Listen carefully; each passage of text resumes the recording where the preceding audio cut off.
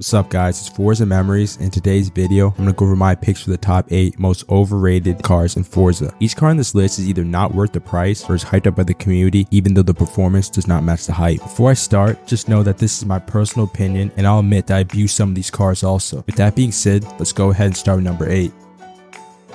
Starting the list off, we have the 2018 Bugatti Chiron. I want to be straight up and say that the Chiron is bad in Horizon 5, which is a shame because it's an awesome car in real life thanks to its legendary 8-liter quad turbo W16 that puts 1,479 horsepower and 1,180 pound-feet of torque.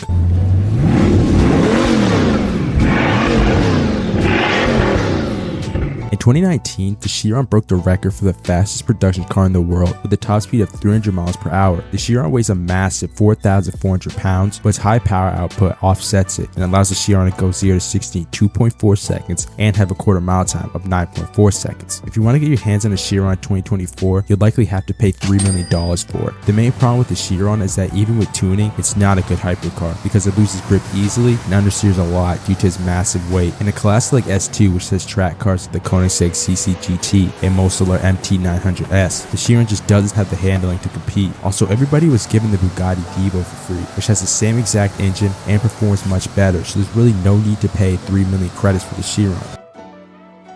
At number 7, we have Rampage Jackson's Dodge Challenger. Rampage's Challenger only appeared most before, and this thing was ass in the game, especially since you need to pay $10 for it. And on top of those $10, you need to buy it on the auto show for 100,000 credits after. Rampage's Challenger comes with a 6.1 liter supercharged V8 that puts 558 horsepower and 500 pound-feet of torque.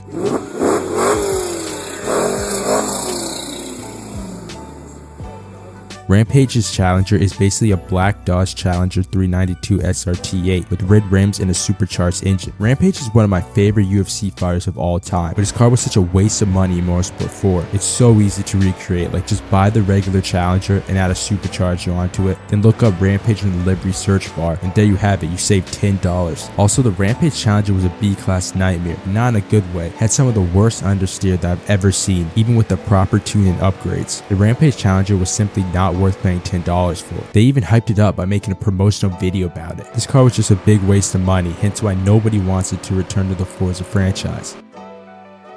At our 6th spot, we have the 2018 Lamborghini Huracan Performante. The Performante is a performance variant of the Lamborghini Huracan, and in the performance department, it really did exceed the base model thanks to its 5.2 liter naturally aspirated V10 that puts 630 horsepower and 442 pound-feet of torque.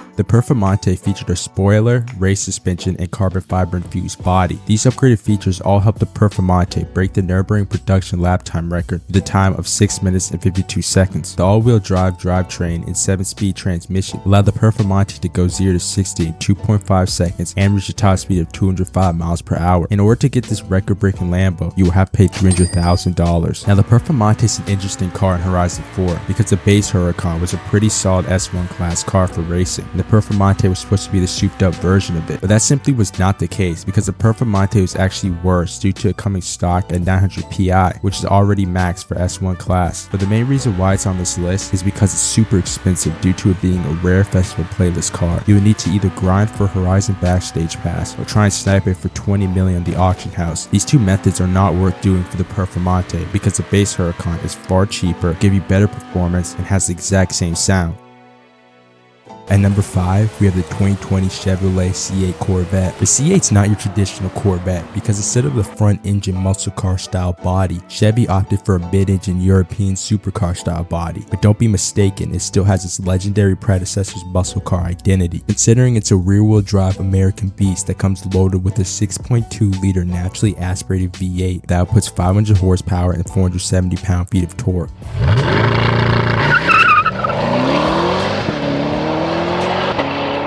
Because of its 8-speed dual-clutch transmission and weight of 3,500 pounds, the C8 can go 0 to 60 in 2.8 seconds, which is a whole 1 second faster than its predecessor, the C7 Stingray. You know what's even better than its performance? Its price tag of $70,000. In Horizon 5, the C8 is given to every player from the start of the game, which is ridiculous considering it's a very strong S1 class car. With an all-wheel drive build, it's actually one of the best S1 class cars. But the reason why I have it on this list is because it is 100% overrated. The C8E Stingray is somehow the cover car of Motorsport 8. And on top of that, the C8 Stingray spammed the multiplayer. It's a brilliant car without a doubt, but in both Free Roam and Horizon Open, the C8's abused. I understand that's probably the most competitive yet easy to drive S1 class car, but it's hard to make a list of the most overrated cars in Forza, so I have to put the C8 on this list due to the sheer amount of people using it in online.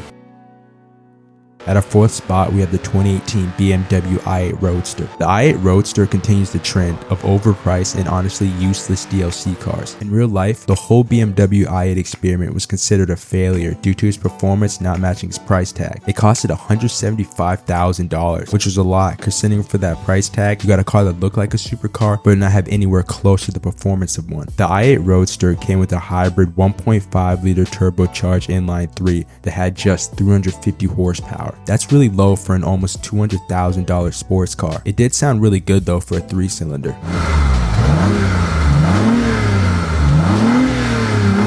Its power output's even worse when you realize you can't even access all 350 horses for long because the engine was notorious for coolant leaks, which caused the engine to overheat. The problem with the i8 Roadster in Horizon 4 is that it was rated at 776 PI, which is already close to the top of A class. This is a problem because the i8 Roadster lacks power. Its handling is good but not the best for A class, so its lack of power makes it not competitive for A class. And if you like the sound of the Roadster in real life and you're hoping to hear its engine in Forza, just save yourself the $30 and get the regular i8. Entering our top 3, we have the 2012 Audi R8 GT Spider. The R8 Spider was available as a DLC car in Horizon 1, which is the reason why it's on this list. It's literally just an R8 GT with the roof cut off. The performance was of course good in Horizon 1 thanks to its 5.2 liter naturally aspirated V10 that delivered 560 horsepower and 400 pound-feet of torque.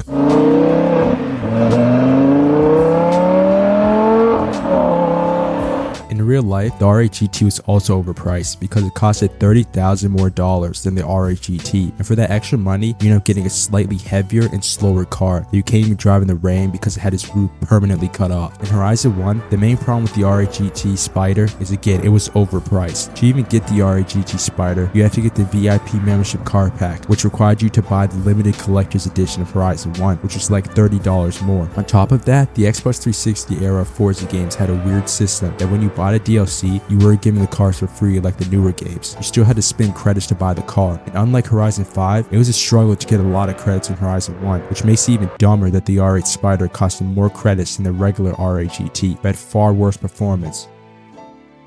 At our second spot, we have the 2011 Hot Wheels Bone Shaker. The Bone Shaker is a legendary Hot Wheels car that is based off 1930s era hot rods. The one from Forza is actually based off a real-life recreation of the legendary Hot Wheel by a company called Action Vehicle Engineering. The real-life and Forza version both came packed with the Corvette C5's 5.7 liter naturally aspirated V8 that outputs 402 horsepower and 400 pound-feet of torque.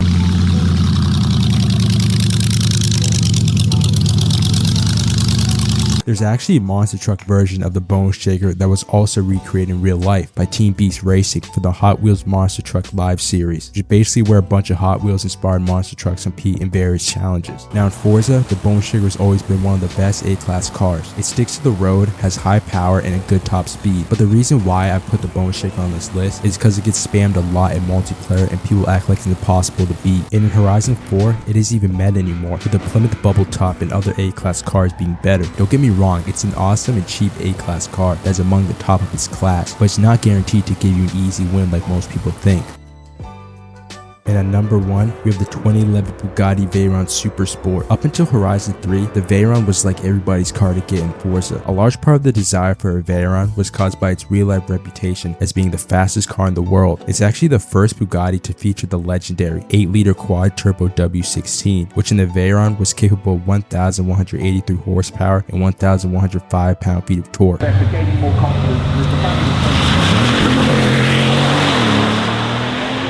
In 2010, the Veyron became the fastest production car in the world with a top speed of 268 miles per hour. If you want to get your hands on the Bugatti Veyron Super Sport, you expect to pay around $2 million in 2024. The Veyron was super overrated in Horizon 1. Every R2 class race consisted of Bugatti Veyrons because it was easy to control due to it being all-wheel drive and it was super fast. But the fact that it was the most expensive and most used R2 class car made it overrated. Yes, it was super fast, but since there was no tuning in Horizon 1, the Veyron had a lot of understeer, and quite honestly felt like a boat to drive. There were numerous cars like the Ferrari Enzo and Sesto Elemento that outclassed an R2 class. Well, that's all for the video. I hope you guys enjoyed, and I'll see you in the next one.